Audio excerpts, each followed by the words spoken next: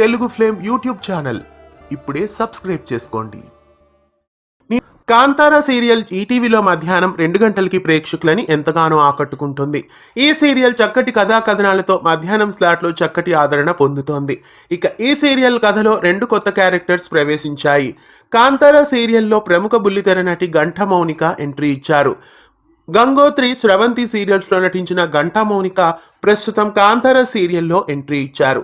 అలాగే ఈ సీరియల్లో మరో నటి అయిన నీలిమ కూడా ఎంట్రీ ఇచ్చారు. నీలిమ అత్తారింటికి దారేది సీరియల్లో 2వ మయూరిగా నటించారు.